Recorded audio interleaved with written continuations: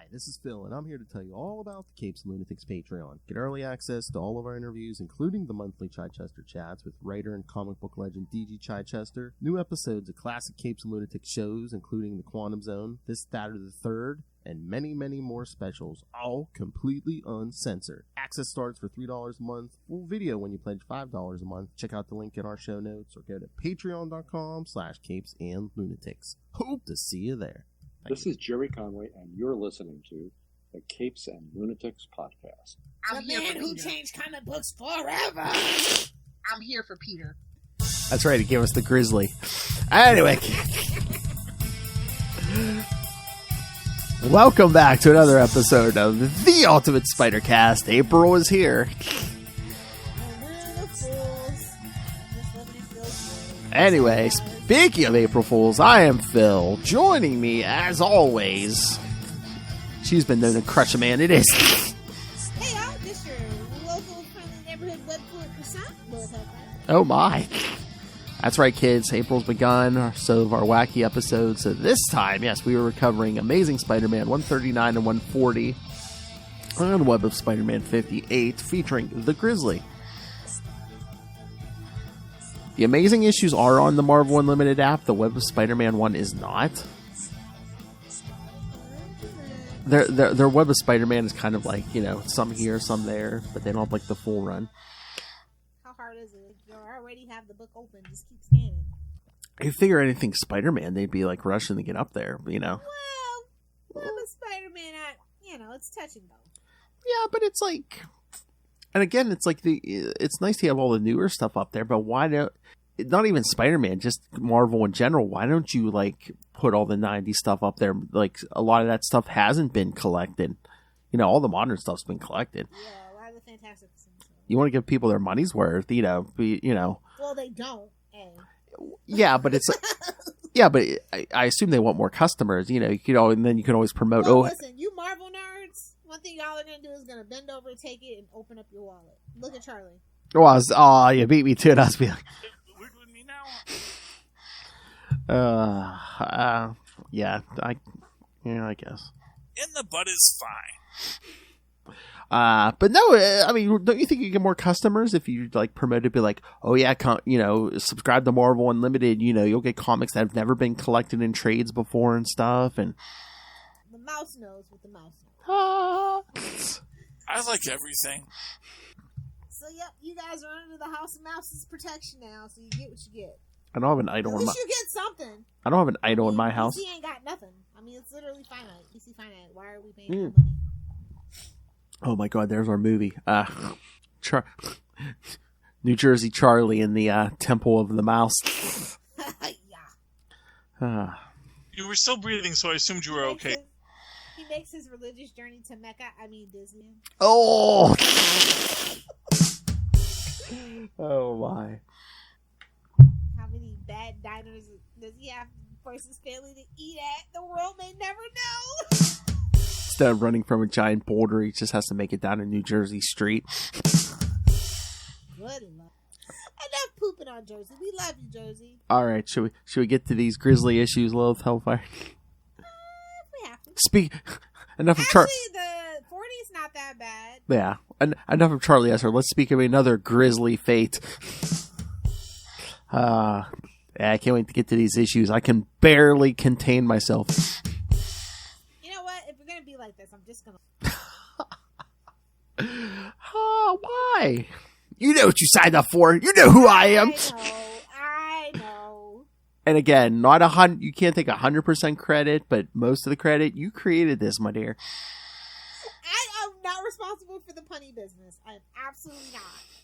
That is a dad joke. Dad jokes are genetic once you have a baby. I'm sorry. You opened the door. You opened the door. Kicked it open. Oh, but this one is like a transition. These two are like transitions. Oh yeah. But we get to meet Mrs. Muggins. Yes. Oh yes. First appearances of like Mrs. Muggins and it reminds me because we don't see Mr. Muggins until like what is that Web of Spider-Man 138 that we covered? Oh, the Bedford Tower after they get married. Like the late 80s. Yeah. It's hilarious. Yeah, we don't see him for like over 10 years, probably closer to 15. Yeah. thought that was so funny. Now that you've moved out, and I don't have to hassle you for rent, let's swing at this party. Yeah. Rent. All right, so yes, let's get to this. First one is Amazing Spider-Man 139 from December 1974. Even I'm not born yet. That's oh god, and again, what's going on this cover though? Jeez. Look at the size of the yeah. Where's he gripping Jameson? I mean, I'm thinking Grizzly's not a villain. He's just a repressed furry at this point. He's a bear. He's a man, baby.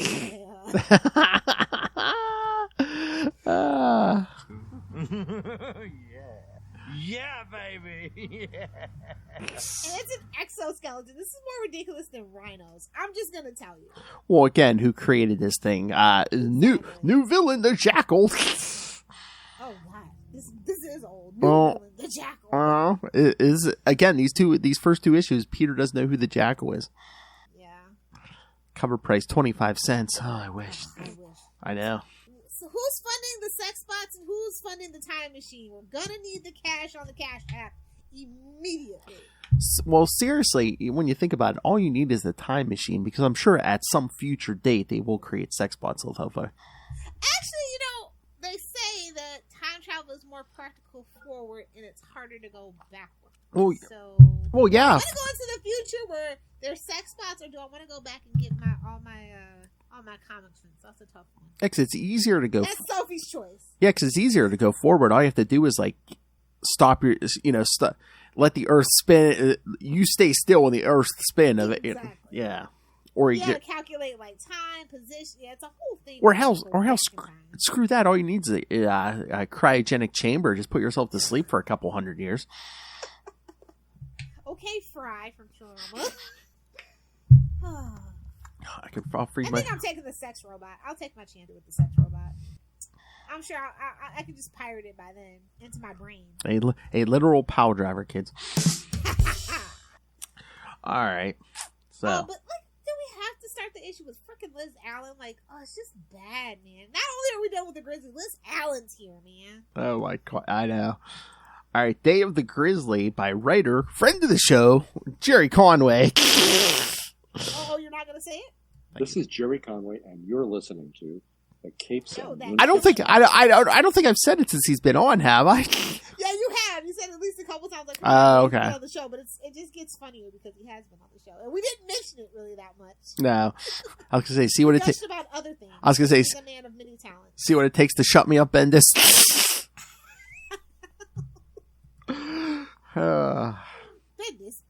Bendis. Hey man, I think we've toned down on the Bendis. Well, he's not doing anything. He's out of there. Listen, I did my rant. I celebrated when he left, and it's all out of my system as long as he doesn't come back. I mean, I think they need some help on Miles Morales. Yeah. Desperately. Yeah. But I think he made a big stink about leaving, so that might not happen. Penciler Ross Andrew, inker Frank Giacola, and Dave Hunt. Shut up. Colors Jan Brunner, letter Artie Simic, and editor Roy Thomas. What do you got for Roy? I'm gonna do it every time I do that.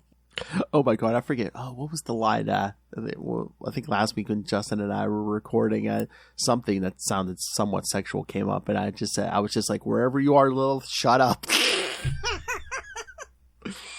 Just pop into the stream. I need an alert. I'm like at some future date when you listen to this, shut up.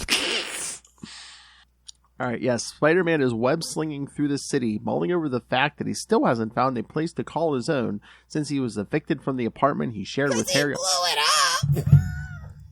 Oh, yes, he's down in the dumps because now he has to actually pay rent because I don't think Harry... I can't mooch off my rich friend no more, and my aunt ain't taking me back. I was going to say, he lived with Aunt May, then he went right to Harry's. Oh, God. It was the 70s. I ain't saying he's a gold digger. It was the 70s. What was he doing for that rent? Changing back to Peter Parker, Spidey meets up with Liz Allen to see an apartment in Chelsea.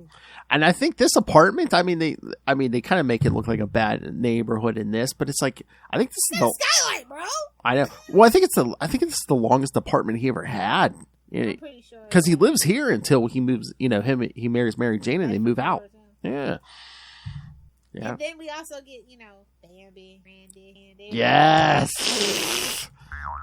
Sunbathing on the roof. Yes.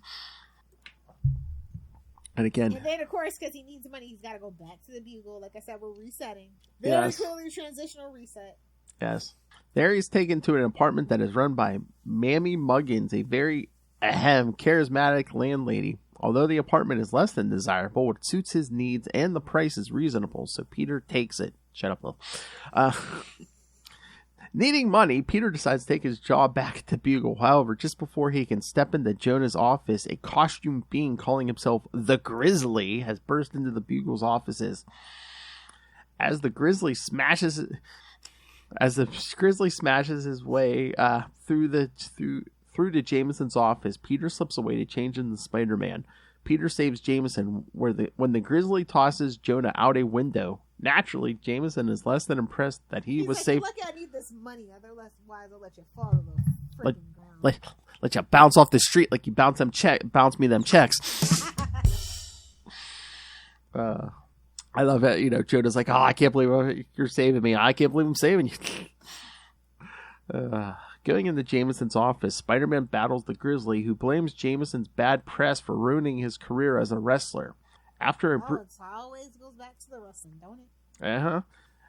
Oh my God! A former professional wrestler who dresses like a bear. If they did this in live action, I mean, come on, Feige. This part is custom made for Charlie Uzzard. Come on. We're doing it now. Tell me I'm wrong. I want a mammal. That's great. He's a bear. That's an interesting artistic choice. After a brief battle with Spider-Man, Grizzly gains the upper hand, knocking Spider-Man out long enough for him to escape. Spider-Man retrieves the less than thankful Jameson and hands him over to Joe and Betty before going after the Grizzly. Betty Brant's on the scene again, eh? Yeah, exactly. Can you imagine? She's like, yes, I created the Grizzly. I set up the Jackal. Could all be Betty. I'm telling you, Marvel. Figuring an old-time boxer or wrestler would have some kind of records, Spider-Man travels to Old Washington Square to see what he can learn as Peter Parker. However, entering the building, Peter is taken by surprise and is knocked out by the Jackal, who is responsible for hiring Grizzly. With Peter Parker as their prisoner, the Jackal muses that Spider-Man should not be very far behind. You know what would tie it all together, making Betty a real true? She's a the whole time. She's got manipulation powers. Mental powers, yes. She's the female Charles Xavier, yes. Well, that would be Emma Frost. Oh, no. She has pheromones. She drives all the men crazy. Pheromones. Mm-hmm. Gets old. Yeah, since they love to mix Spider-Man and X-Men for no reason nowadays. There you go. Ties it all together. She's Jean Grey's secret clone or some crap like that. All right, kids. Well, if it happens, you know who to blame. We'll put it in the atmosphere. And yeah, Peter still mentions how Gwen... Sarcasm. What? Oh! Ben had her that villain name back. If you know, you know. Oh, my. More tourists than the Grand Canyon. Hell. Oh, yeah. Peter refers to himself as Mr. Machismo in 1974. That should be considered a topical reference. Whatever that means. Yes. Oh, yes. He states he will graduate from college in a few years. Okay. Still waiting. Well, no, he graduated college, but I think wasn't it graduate school? Yeah, graduate school. Yeah, he graduated. What's the point of going to undergraduate and high level physics if you're not going to go to graduate school? Like, honestly. He graduated in Amazing Spider-Man 175, placing those events in year 5. Who cares? We don't do Spider-Man 1. That's not what we. Again, we always talk about Gotham, but in the Marvel universe, Peter's new apartment is listed as costing $110 a month. 1970. That's like that has to be at least $1,000 2019. Well, it's New York. Well, that's dirt cheap. But Yeah. it's like a whole building. It's really technically just a room, right? Well, should be. The way the building. What, his is apartment? outside. I mean, I think it was basically it's one room except for like a bathroom and a kitchen, isn't it? Yeah, it's like Yeah. an efficiency or something. Yeah. But yes, the mysterious news. Oh, it's only $671 today's money, which could never get you. It couldn't even get you a closet door. Couldn't get you a parking space. Couldn't buy groceries for a day in New York. Thank you, gentrification. Capitalism. Yeah, late stage, the word. You're welcome, Nolar. Those poops scare me. Shall we get to the next one? Let's. Yeah, see? Alright, so this continues in Amazing Spider-Man number 140 from January 1975. And one will fall. On a whoa! I mean, look at that cover. Oh my god. Well, it's him trying to get that thing off his wrist. Looks like he's like ready to shoot up or something. Yeah. Or he's got a cramp from pleasure. Whoa! Like I said, boy, he's got to even out, so he's got a nice little wrist weight on there. I wonder if my wrist is ready for that. It doesn't look like it. Damn. I was going to say same creative team, except I think a different colorist, Petra Goldberg. Having captured Peter Parker with the help of the Grizzly, the Jackal is... The Jackal? Who was that? Who is this? I don't know. I think it's a little lazy to have two animal-themed villains, unless they're like part of a bigger team. But that's just my personal... Before the Hobgoblin, we had the mystery of the Jackal. Yeah, sad whistling. And then it's even like the meta commentary when they do that reveal, even even Peter's like, wait a minute. We know we messed up. Leave us alone. No, even Peter's like, wait a minute. Peter Parker's college professor? What? Who was in love with what? What they doing there? Later on, what? It just gets worse. That train of thought just keeps getting worse. Yeah, when you think of it, yes, the Jackal whole motivation was... Well, to be fair, a man in a comic book, no less, very two-dimensional. Yes. Oh, that was a joke. Oh. I hope you said shot. All right. He's a horny old man. That seems to be a theme in like Spider-Man villains, horny old men. To be fair, horny old men do in the world, though. Yeah, and then those porn stars can tell all their secrets. Or worse yet, the girl that's blowing you tells the wrong person. Whoa! If Linda Tripp could have just kept her mouth shut, we wouldn't be a laughing stock that we are now. Cigars. Oh my god. Blue dresses, yeah. Oh my. It's so salty. Yeah, I'm a child of the 90s. That's why I am the way I am. Oh yeah, again, kids. Depravity, even from the leader of the free world. Don't get fingered. Oh, that was Alicia.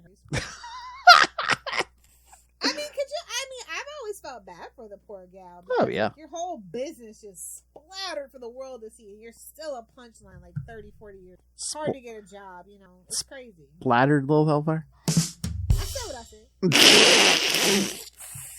I have sympathy, but when I see a joke, I'm gonna make it, okay? That's a mouthful. Moving right along. Put it here. All right, back to the action. Yes, the Jackal was captured. Peter is strapped to an operating table where they attach a special bracelet that would allow them to learn the true identity of Spider-Man, not realizing that Peter is Spider-Man. And dumping him in an alley.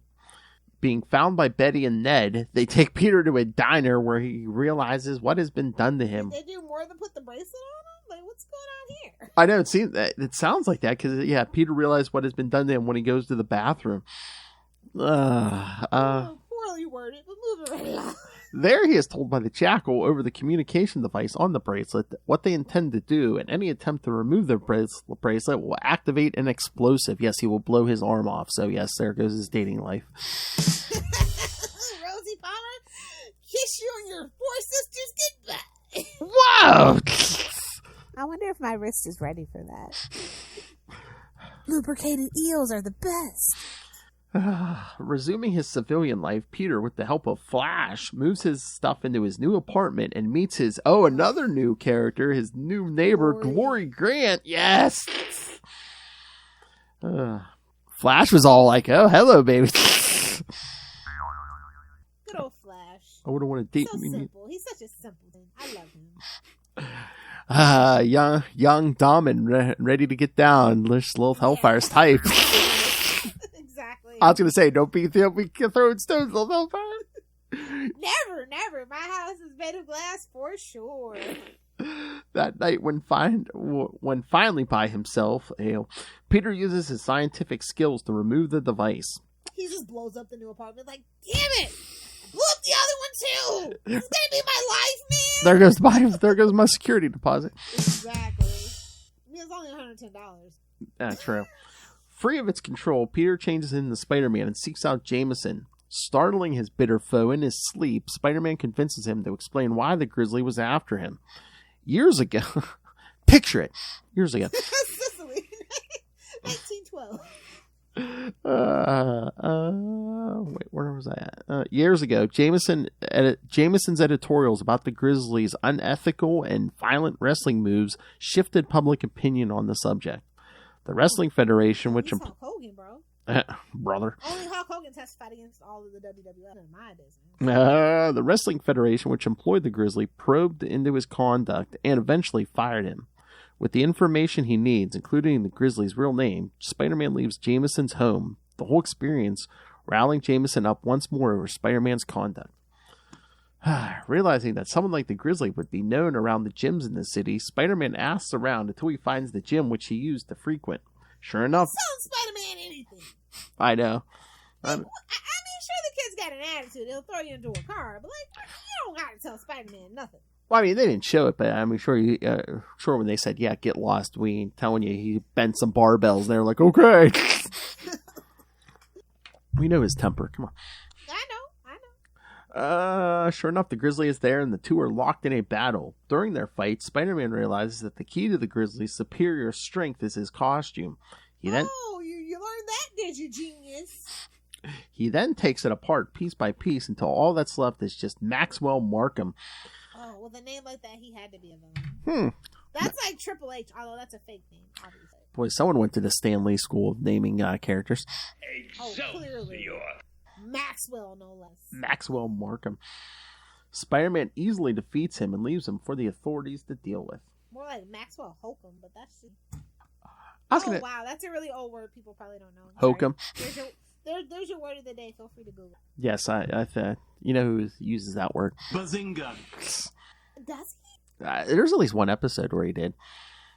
I was going to say, I thought they made a mistake, but no, Peter thinks that the Jackal doesn't know that he is secretly Spider-Man. He's wrong, as he learns in Amazing Spider-Man 148 and 149. Clearly. Oh, yeah. All right. I thought I had a thought, but I kind of lost it. Oh, my beautiful blonde. Oh, my God. Are you chewing gum? Yeah, I'm not walking. All right. If you're easily offended, this ain't the place for you. Hey-o. If you're looking for little Eve Heaven water, she got the week off. All right. Any thoughts before we get to the last one? No, let's get to the last one. The most tolerable person. That's what she said. Yeah, but it's funny how. So, yes, Web of Spider-Man. I see you haven't gone to the Lilith Hellfire School of Dating. It's fine. Web. Yeah. I didn't get that White Hot brand on my back. Yeah. Web of Spider-Man 58 from December 1989. Yeah, it's still old, but... You know. Yeah, well, yeah. So we're jumping ahead like 14, 15 years later. Rematch. Writer, once again, Jerry Conway. He's like, you know what? Whatever happened to the Grizzly? Let's find out. And I need a shekel. Exactly. Hey, man, at this point, man, I think this is the point he's writing Spectacular and Web every month. Yeah. Man's getting his shekels. Unfortunately, the comic book there's no such thing. And we here at Ultimate Spider-Cast know how to pander to our fans because penciler Alex Seviolk. Sounds like a blind, Jan. Inker Keith Williams, colorist Bob Sharon, letterer Rick Parker, and editor Jim Salicrup. Oh, good old Jim. Jimmy. At a dive bar on the lower west side of Manhattan, Lilith Hellfire. No, Maxwell Markham relives his glory days by going over a scrapbook of his wrestling victories and his short-lived career as a costume supervillain. Super short. I was going to say 2 issues. Oh my god, he was a villain for all of 2 issues. So you know what that means. A new Sony movie coming in 2024. Mike's like, well, you do owe me for the rhyme. Oh. They'll call me Baby Grizzly. No. Yeah, all you Hollywood agent types, yes, I'm Charlie Esser's agent, yes. He'll work for a 6-pack and a pack of ding-dongs. We're doing me now? I said what I said. The locals are used to seeing this and make fun of Markham over his defeat at the hands of Spider-Man. See, a few minutes ago. 2 of the barflies ask him how he was able to battle Spider-Man, and he tells them about the Grizzly suit that was given to him by the Jackal. They continue to mock him until Maxwell loses his temper and slams their faces on the bar. Ooh, violent. Temper. He gets up and asks the other patrons if anyone wants to laugh at him.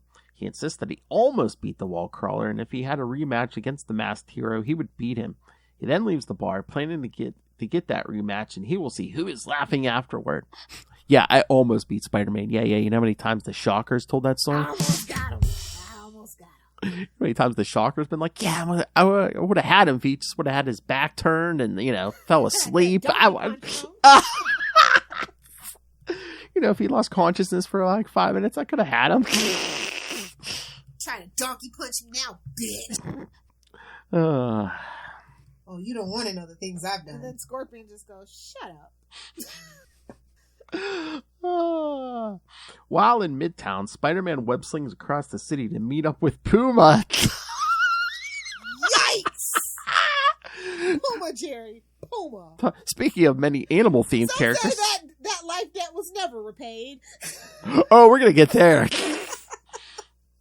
The Puma is unhappy with the meeting and demands to know why the wall crawler called it. Spider-Man wants to know what the Puma's alter ego, Thomas Fireheart, had recently bought the Daily Bugle from J. Jonah Jameson in a hostile takeover. He points out that the purchase destroyed J. Jonah Jameson and broke his heart. That cold, that's what we're talking about. That cold black thing in his chest. The Puma explains that he did it to square the debt that he owes Spider-Man so he can use the Bugle to fix the wall crawler's reputation. With this explanation, Puma departs. Spider-Man thinks about all the trouble Jameson caused him through the Daily Bugle and figures he hasn't seen anything yet. Meanwhile, on the Lower East Side, Maxwell Markham pays a visit to a repair shop owned by the Tinkerer to pay for the repairs and upgrades done to his Grizzly costume. After collecting his suit, Maxwell tells the Tinkerer that he intends to use it to have a rematch.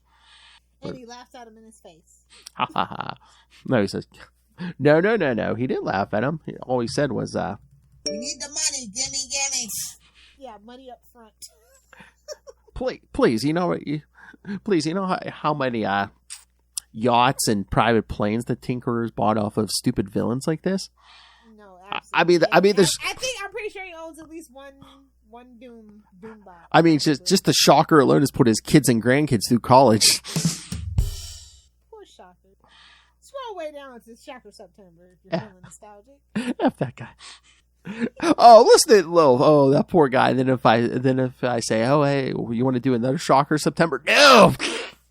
Enough's enough. He got his spotlight.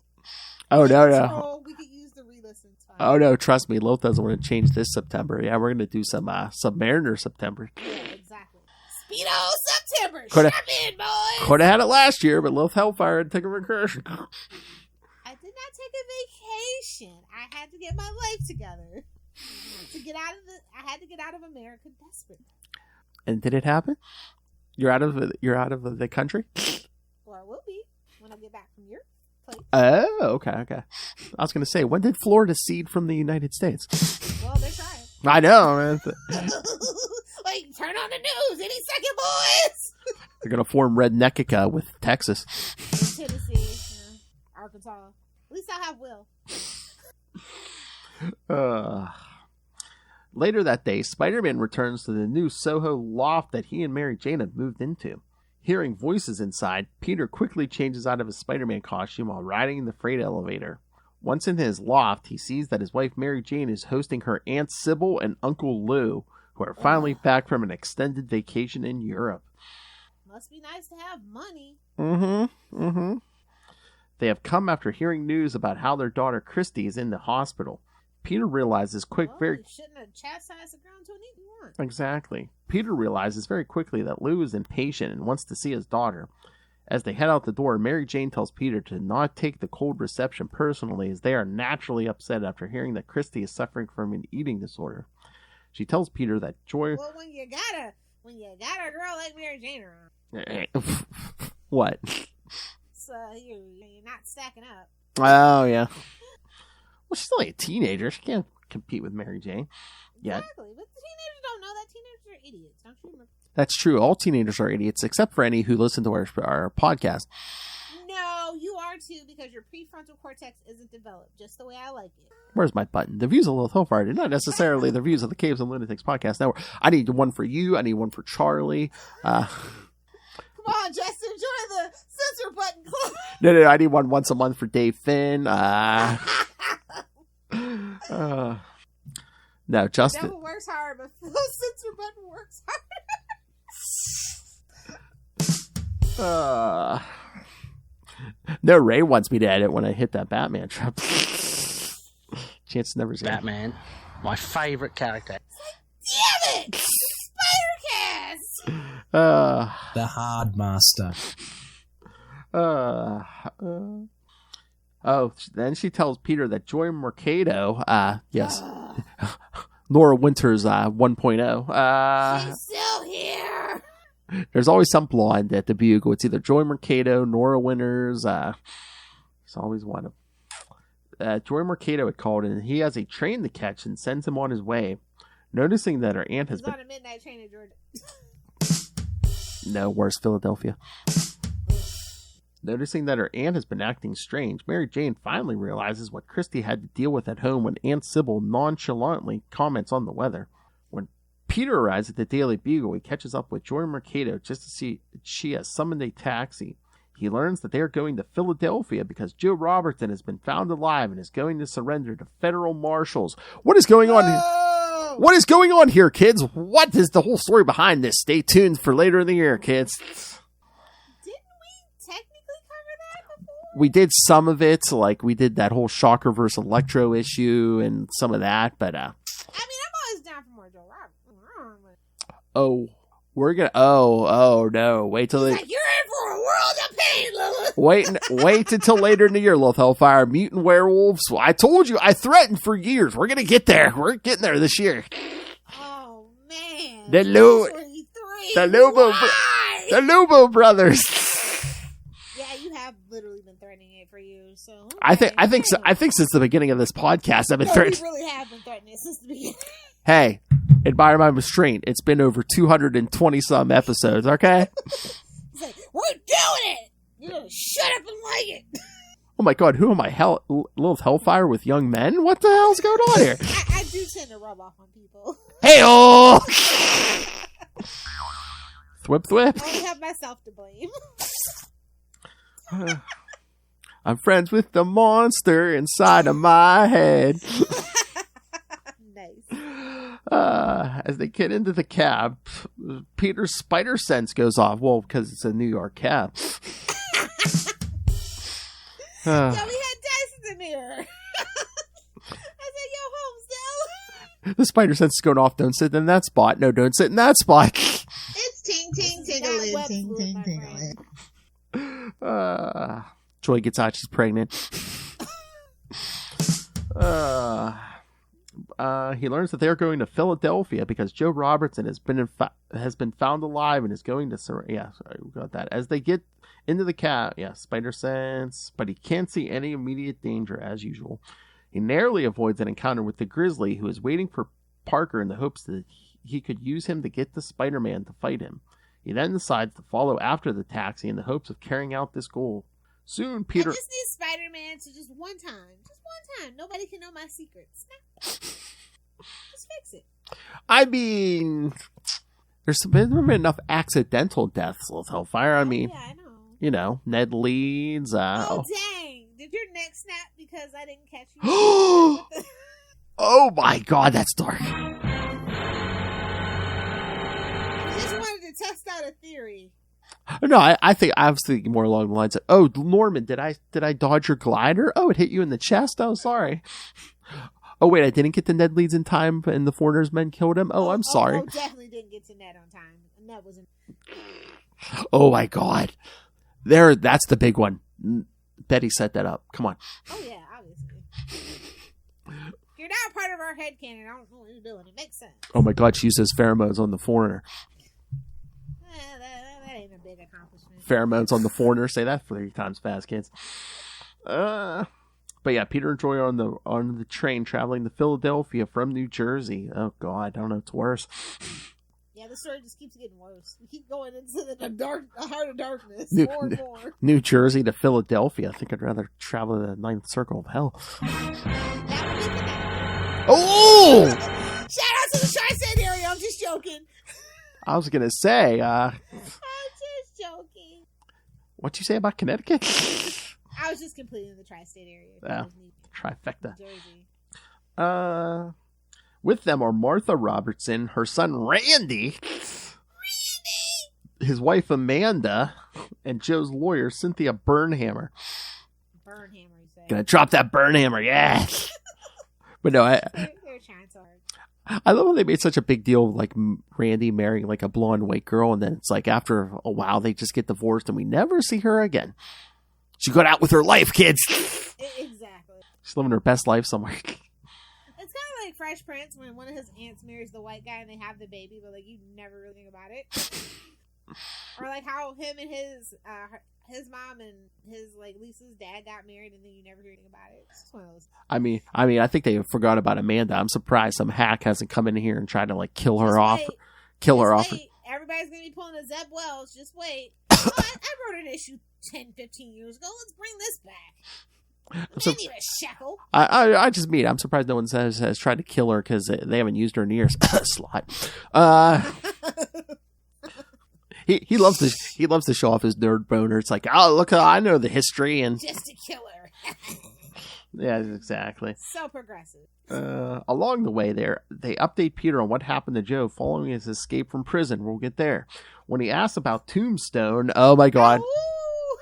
You know what? We have to do the Joe Robertson and Tombstone stuff. Again, we love pandering to our fans. Sounds like a plan, Jan. Tombstone. Cynthia explains that she didn't ask as she was only concerned about her client. Suddenly, Peter's spider again.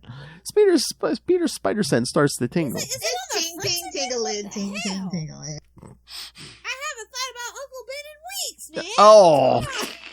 Psychosomatic. Hey, man, that's still a new marriage, man. Yeah, he was thinking about Uncle Ben in weeks. Great power and great responsibility. What cancels out great power and great responsibility, kids? Superior puss. Telling the others that he is starting to feel motion sick and leaves the train car. Between cars, Peter narrowly avoids being struck by Grizzly. He tells Parker that he has come to him in the hopes of getting into contact with Spider-Man so that they can have a rematch.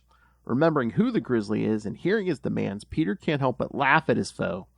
This angers the Grizzly and he rips the roof off one of the train cars and tries to smash Parker with it. Come on, man. Public transportation is hard to come by. Fair enough. How many taxpayer dollars that costs? Exactly.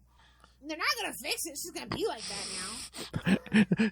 They'll just charge you more and be like, yeah, we put in a new sunroof. Exactly. Peter leaps out of the way and grabs onto the side of the subway car, realizing that he made a mistake, and with the other passengers, including the Robertsons in danger, Peter changes into Spider-Man. Meanwhile, at the Queen's Medical Center, Christy Watson is scolded by her father, who is annoyed that her eating disorder interrupted their European vacation. Watching this drama unfold is Mary Jane and Christy's doctor, Susan Ransom. Lou Watson doesn't want to pay for the treatment because he thinks his daughter is faking it. When Christy asks, 1989 misogyny at its finest, huh, kids? Oh, yeah. Like, Christy was such a very special episode type of show. Mm-hmm. And then she goes like, this is young girls to read your book. I don't know how to break it to you. She literally, oh my God. And then she literally goes to be like a live-in babysitter for the Osbournes, and That didn't turn out. she pretty much never seen except for like, she makes like one appearance, like, was it around the year 2000, when they tried to like kill off Mary Jane, and everyone gathers for like the, basically tell Peter, no, she's dead. Get on with your life. Yeah. Oh. Man, the 2000s were wild if you were a Spider-Man. Oh, when they did that first reboot? Oh, yeah. Oh, my God. John Byrne tried to reboot the origin, too. Oh, God. It's like, babes, you did it with Superman. We tolerated it. It's a good enough one, but come on. Captain Power, kids. That's all I'll say. Captain Planet. Oh, my God. I should make it Lilith Hellfire and Dora that story arc. Oh, God. Plot twist, I kind of like it. Really? I tolerated. It's not the worst thing I've ever read. Yeah, but how did you think? How did you feel when Byrne tried to tie Otto's origin in the Peters? They were both. Yeah, that's where I draw the line. That's my line in the sand. It wasn't even a spider bite. It was like a big explosion, and like Peter's in the hospital for weeks. I'm like, that ain't the origin. Like, you watched the movie, or did you get the script to the movie early, or like, what's going on here? That's what every time I reread it, I think I was like, who knew what and when? I love years ago when Charlie and I talked to Peter David. He's like, man, they need to pay me. I created organic web shooters before anybody. Spider-Man 2099. He's like, I created organic web shooters, which I love, ironically. But I still think he should shoot it out of his butt. But that's just me. Whoa. He's a spider. That's what he's supposed to do. I have a joke, but I can't even say it on this podcast. All right. He's like, he looks at, oh damn it, it's not Saucy and Petty. It's not the Patreon. Well, I won't make a dessert joke. Anyway, when Christy asks if he'd preferred if she dropped dead, Lou prepares to strike his daughter. That's when Mary Jane steps in and grabs him and pulls him. Don't get the Mary Jane right hook now. She's got to take that high heel off and bash you with it. She tells her uncle that he needs to show Christy compassion instead of a holier-than-thou attitude. Having had enough, Lou tells Mary Jane that if she knows what is best for his daughter, she can deal with her. Lou then grabs his wife and storms out, intending to go right back to Paris. Mary Jane... Damn, that's brutal. I know. Damn, Mary Jane's family's effed up. Oh, yeah. I mean, the dad, these two. I've never liked Aunt. Oh, my. Almost as bad as Aunt May. Almost. Sometimes she's worse. Mary Jane apologizes for Christy's parents, but Christy is ecstatic that Mary Jane will be looking after her. Remembering her... Mary Jane's like, damn it! Remembering her own troubled childhood, Mary Jane wishes she had someone to take care of her like she is taking care of Christy. Oh, she's trying to heal her inner child. Good for her. Exactly. Back aboard the train, Spider-Man... Speaking of man-children, back aboard the train, Spider-Man leaps onto the roof of the train car to face the Grizzly. Careful, you resemble that comment. Except for the man part, so do you. Oh, yeah, 13-year-old boy lives rent-free in my head. It's fine. I've come to terms with it. Mentally, she's a 13-year-old boy, and she loves 23-year-old boys. Hey-oh! She can't fight that one, can she? I can't fight those allegations, no, sir. I confess! I'm guilty.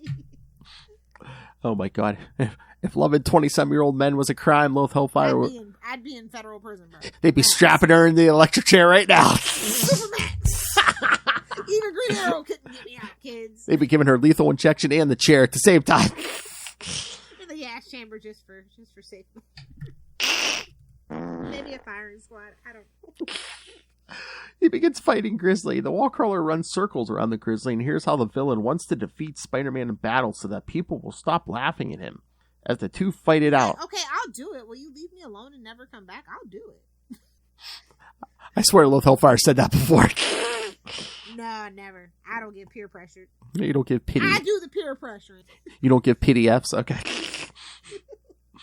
As the two fight it out, Spider-Man's concern for the Robertsons' safety makes him come to the conclusion that the only way to end this battle without anyone getting hurt is to allow the Grizzly to defeat him in battle. Spider-Man then leads Grizzly to think he is defeating the wall crawler. Catching Spider-Man in a bear hug, the Grizzly then tosses him off the side of the train, thinking that he finally defeated Spider-Man. Throw Mama off the train. The Grizzly boasts that the laughter of the others won't bother him again and leaps off of the train. Spider-Man, Meanwhile, had survived by grabbing onto the side of the train. With the Grizzly gone, he quickly changes back into Peter Parker. Soon, the Robertson family is happily reunited with Joe and learn how he had been spending weeks recovering at the home of Aaron the Wise, a local Amish farmer. Even Joe is looking at being even Joe's looking forward to being returned to prison. He seems strangely at peace, leaving Peter to wonder what became of Tombstone. It's in his prison first. You and Ray, what happened to Tombstone? Don't worry, Ray. Later in the year, you'll find out. Trust me. And how we got to this. So, you'll be wondering how we got here. Well, let me tell you. Rewind. I don't know if Ray's wrists are ready for that. Whoa, that's pretty damn big. It's a lot of meat. Whole thing for sure.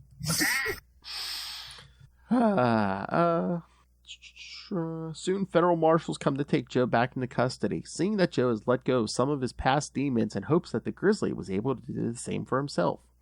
Back in New York City, Maxwell Markham is looking over his scrapbook at a diner. There, another patron sees his newspaper clippings and asks if he ever won a championship belt. Markham laughs, saying he came close, but his opponent threw the fight. He remarks that he could have went looking for a rematch, but figured he had his shot, that he knows he is good, and whatever others think about him doesn't matter. And that's when the growing. But yeah, talk about your shackle, man. Conway bringing back the Grizzly after like 15 years. A happy damn ending. What the hell, man? Throw him off the bridge, bro. Hey-oh. That should have been the ending to every story he had from that point on. Throw him off the bridge, bro. Conway's like, that's not all I am. Come on. But it would have been funny if he just leaned into it. Because, like I said, he brought her back in the worst way possible and then rode around immediately. That is some King Petty type stuff right there, man. Oh, yeah, there's a lot of stuff we're going to be getting to later this year. Christie's eating disorder was revealed in Web of Spider-Man 53. We'll get there. The jailbreak was in Spectacular Spider-Man 155. We'll get there. After the prison break, Spider-Man searched for Joe in Spectacular Spider-Man 156. We'll get there. Tombstone ends up with Chameleon and Hammerhead in Spectacular Spider-Man 157. We covered that, Ray. Scroll way down. Yeah, that was a whole mess. Again, the easiest way, if you want to find past episodes easily of Ultimate Spider-Cast, just go to our YouTube channel. Every show has its own playlist. Every show has its own playlist. So you could probably literally type in our Ultimate Spider-Cast. Just go to our YouTube channel, hit the subscribe button. Yeah, and it's all on playlist. Leave comments in the chat. It's like, you idiots! And yes, the reveal of Mary Jane coming from an abusive household was in Amazing Spider-Man 259, which we also covered. Was a model in aloof as hell. Of course, that's what happened. Daddy issues. If you know, you know. Daddy issues. Exactly. It's better than the stripper pole. I mean, I love my single moms and support them. Don't get me wrong. A lot of common denominators.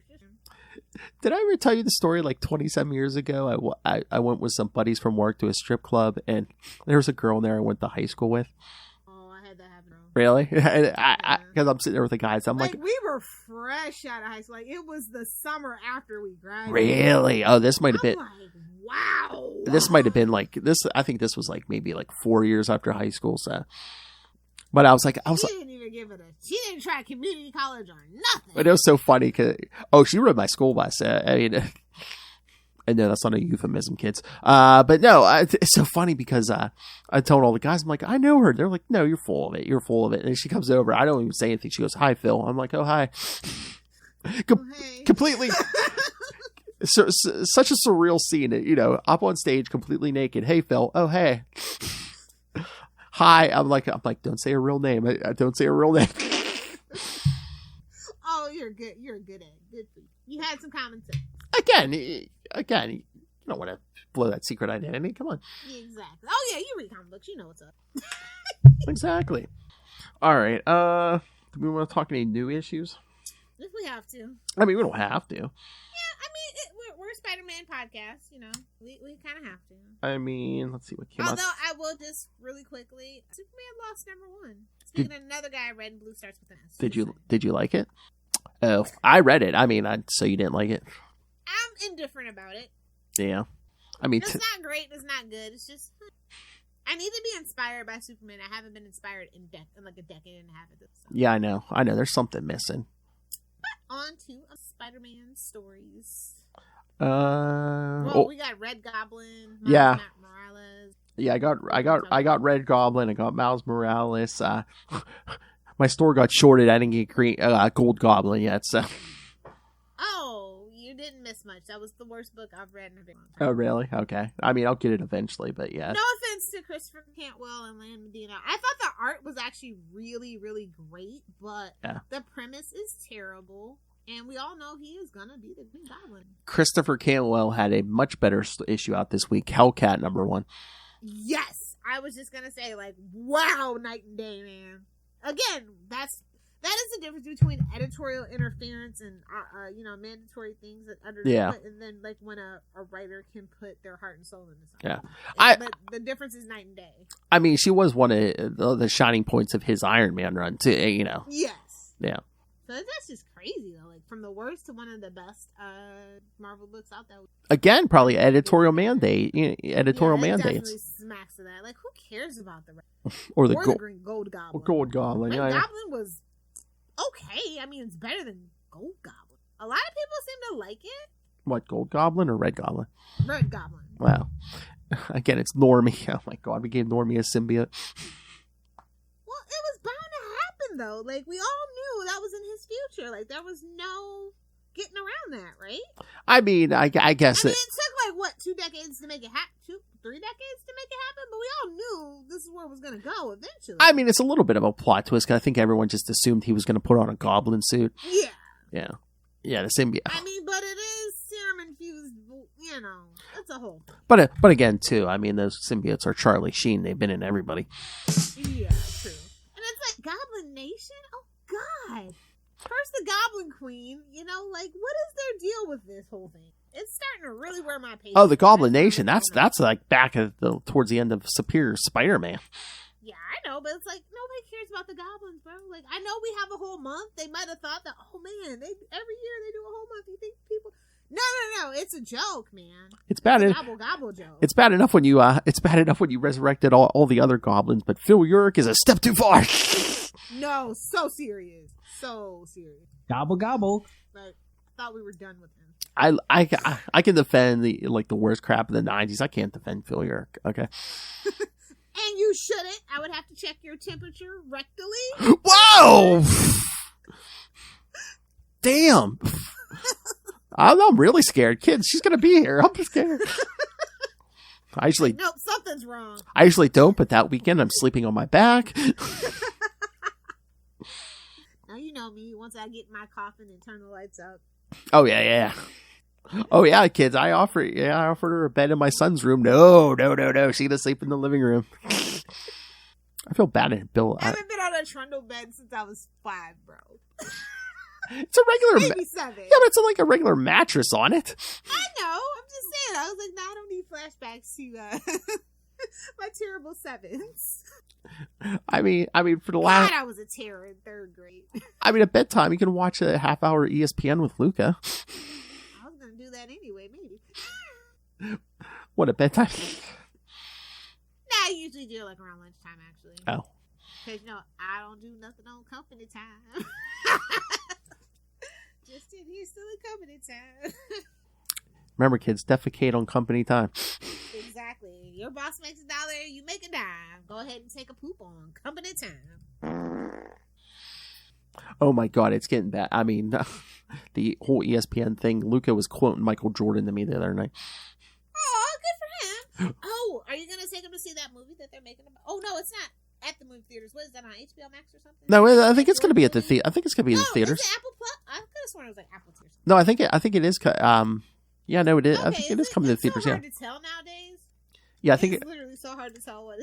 I think it comes out. Yeah, you're right. Yeah, I think it comes out like Easter week or weekend or something, maybe. Yeah. I don't even think do they actually cast an actor to play Mike? I think that was the controversy or something.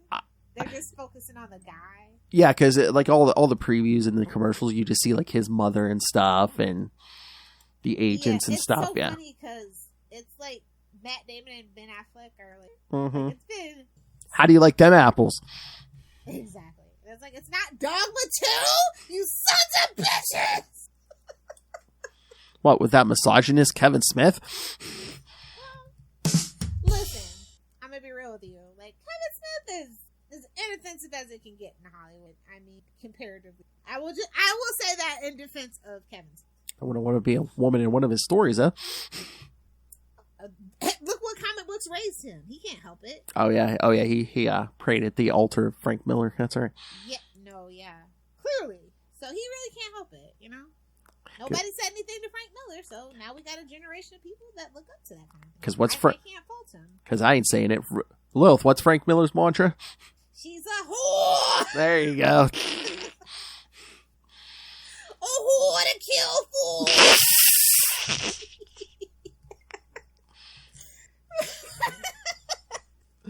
Oh my god. If you're not a patron, please, for the love of God, go be a patron and go pay for our pain that we put into last year. Hey patrons, do you have any requests for drops for Lilith to record? Because if she's here, I can get some nice clean, clear drops. Oh, what a kill for! We're gonna need that for Karen Page. Oh, jeez. Not original Karen Page, but modern Karen Page. So that's the thing. Are they? I guess they're recasting her for Born Again. Which is a shame. I really like that actress. Yeah, no. You know. Yeah, her and Foggy, they were good. Crickets. Kids, I could literally hear her eyes rolling. He's not Jon Favreau, but he was all right. She's not on camera, and I could literally hear her eyes rolling in her head.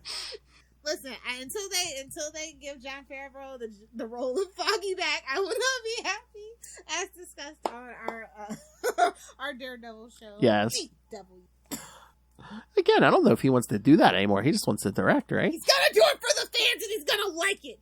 Oh no! Will said so. Daredevil in the Multiverse of Madness. Multiverse of pussy. Wow! That's what he's casting the spell for. Oh my! Superior puss. Exactly. Superior Hunter.